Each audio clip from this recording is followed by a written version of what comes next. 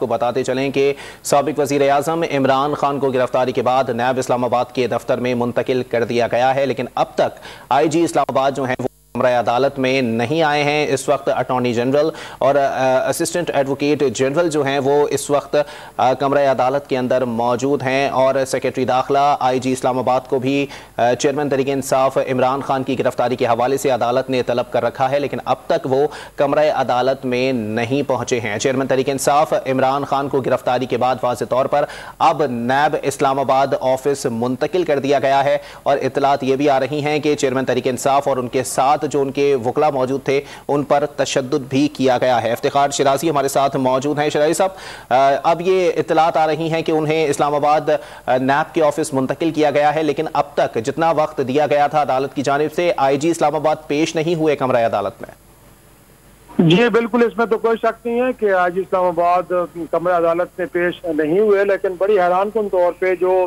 1 मई का वारंट गिरफ्तारी चेयरमैन नैब lieutenant general retire नज़ीर अहमद साहब की जानिब से इमरान खान का जारी किया गया था, उसमें तो गोया के SHO स्टेशन नैब लाहौर को उन्होंने एक तरह से ये भेजा है और फिर इंस्पेक्टर जनरल पुलिस पंजाब को ये एड्रेस किया गया है, ये जो वारंट था।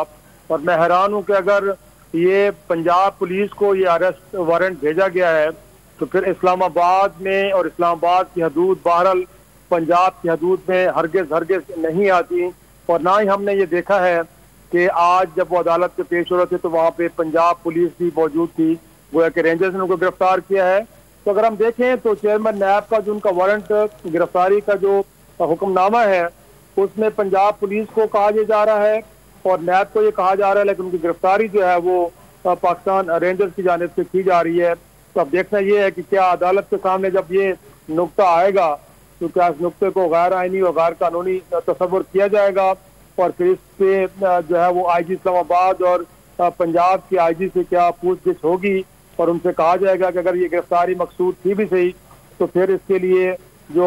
एक तरह से मुनासिब फोर्स थी जो कि पंजाब पुलिस ही होनी चाहिए थी या कम अज़ कम SHO पुलिस स्टेशन नैब लाहौर को ये कार्रवाई करनी चाहिए थी, उनके बजाय ये कार्रवाई रेंजर्स ने क्यों की। और फिर जाहिर सी बात है अभी तक तो इसमें सिर्फ उस सेक्शन का हवाला दिया गया, section 9A of accountability ordinance 1999 का, जिसके तहत